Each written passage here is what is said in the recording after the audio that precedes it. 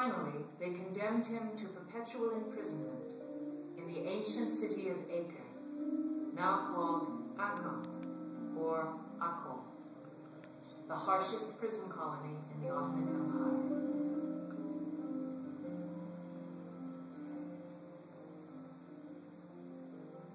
The foul climate and vermin-infested buildings made life in Akka one of the most severe punishments possible.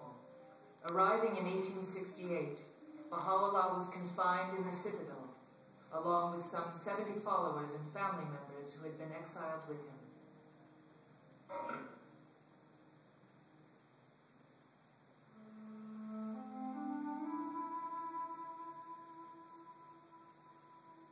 While in the prison city of Akka, Baha'u'llah wrote many of his important works, addressing the kings and rulers of his day and explaining the laws and principles of his religion.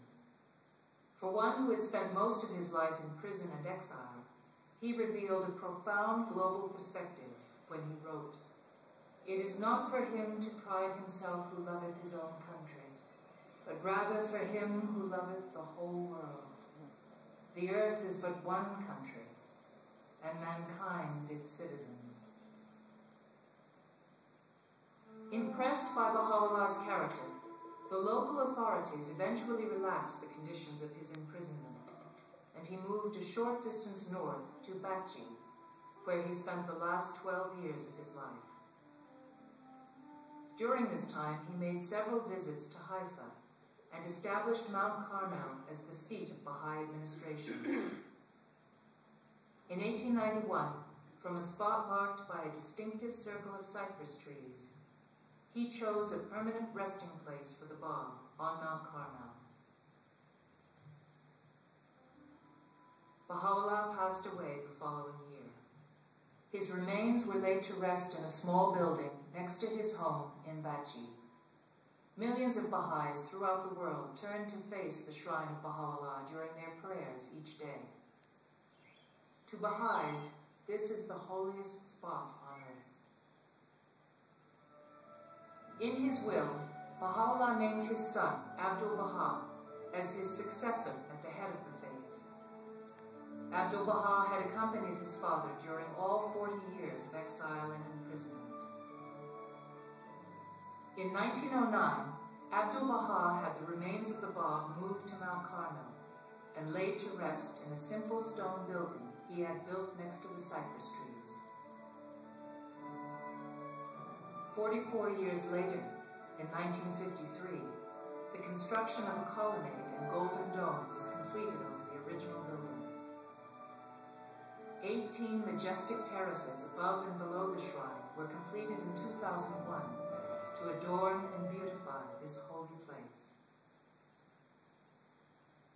The Baha'i shrines and gardens on Mount Carmel and in Bachi are the spiritual focal points for Baha'i pilgrims who travel here from every part of the globe to visit and pray at these sacred spots.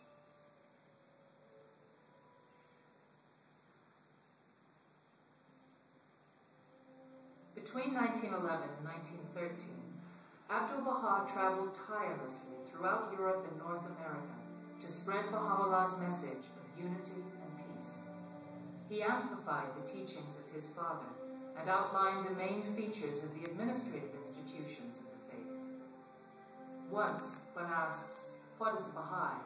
he replied, "To be a Baha'i simply means to love all the world, to love humanity and try to serve it, to work for universal peace and universal brotherhood." When Abdul-Baha passed away in 1921, over 10,000 people from the Muslim, Christian, Jewish, and Druze communities gathered in Haifa to mourn their loss. In his will and testament, Abdul-Baha appointed his grandson, Shoghi Effendi, to head the Baha'i faith.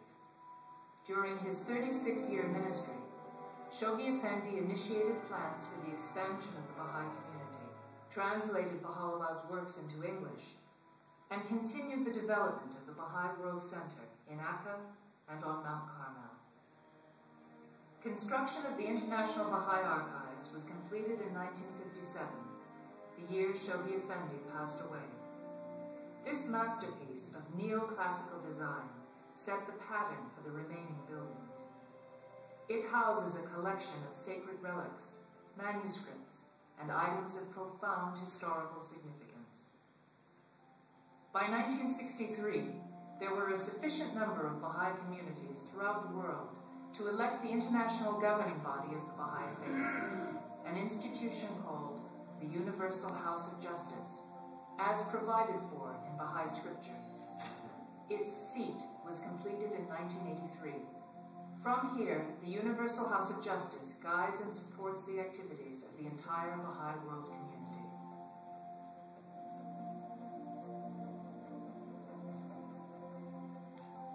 Two of the World Center buildings were completed in the year 2000. The International Teaching Center building is the headquarters of a global network of advisors to the Baha'i community at local, national, and international levels. The Center for the Study of the Texts is a research center devoted to the study of more than 100,000 documents that comprise Baha'i sacred literature. The construction and operation of the Baha'i World Center are funded entirely by the voluntary contributions of Baha'is. More than 600 Baha'i volunteers from over 70 countries work with over 200 local employees to carry out the important functions of the Baha'i World Center. Some of the volunteers are professionals in technical fields, and others are young people taking a break from their studies. All of them offer their service for limited periods without remuneration. Some of them work to preserve and beautify the Baha'i holy places, while others help manage the increasing flow of Baha'i pilgrims and public visitors. Still others work in administrative roles, supporting a highly decentralized world community dedicated to the spiritual and moral advancement of humanity. The Baha'i teachings state that universal peace is both essential and achievable in our time. But the peace envisaged by Baha'u'llah is not merely an end to war and conflict. It requires the establishment of a just, prosperous, and sustainable global society. As individuals and in local communities throughout the world, Baha'is are learning to work together with others to give practical expression to the values and principles of their faith. These include unity, which, when combined with an appreciation of diversity, sweeps away prejudice and becomes a source of creative power. Knowledge, which is central to human progress. Everyone can take an active part in generating, applying, and sharing it. The essential harmony of science and religion, which play complementary roles in the development of knowledge. The equality of men and women, taking their rightful place in all fields of human endeavor. Women play a central role in social transformation. The efficacy of consultation, a process of problem-solving and collective decision-making, which promotes both unity and justice. While making a daily effort to implement Baha'u'llah's teachings in their personal lives, Baha'is also come together to pray, to share their insights, and support each other. They offer many different forms of voluntary service that enable their communities to function in a healthy way and to build vibrant and constructive relationships with society at large. All over the world, Baha'is are engaged in thousands of projects and ongoing activities at the grassroots level that help people to develop their capabilities and put them to work in cooperative efforts to promote the spiritual and material welfare of their villages and neighborhoods. Educational programs are organized for children and young people, while adults form their own study circles to develop the knowledge, skills, and insights that will enable them to contribute meaningfully to building a better world. All these activities are open to anyone interested, regardless of religious affiliation. The establishment of a just and peaceful society also requires profound changes to the structures and processes of governance at all levels. This change will not come about by adversarial or partisan methods. Rather, Baha'is believe that a new consensus about our future will emerge from a growing understanding of the the oneness of humankind, increased access to and sharing of knowledge, and the unfettered exchange of ideas. Baha'u'llah exhorted his followers, "Take ye counsel together in all matters, inasmuch as consultation is the lamp of guidance which leadeth the way, and is the bestower of understanding." In countless places around the world, Baha'is are engaging with their fellow citizens in discussing matters of public interest, offering their insights, and learning from differing views. Since the inception of the United Nations in 1945, the Baha'i international community has contributed regularly to its deliberations on such subjects as human rights, poverty eradication, climate change and the environment, the importance of education, and the improvement of the status of women.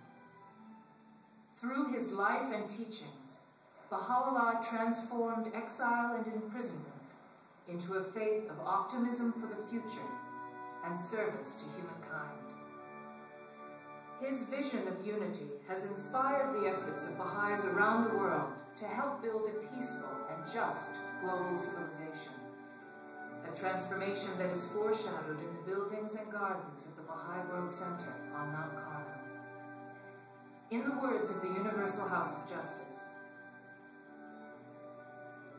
"The beauty and magnificence of the gardens and terraces are symbolic of the nature of the transformation which is destined to occur, both within the hearts of the world's peoples and in the physical environment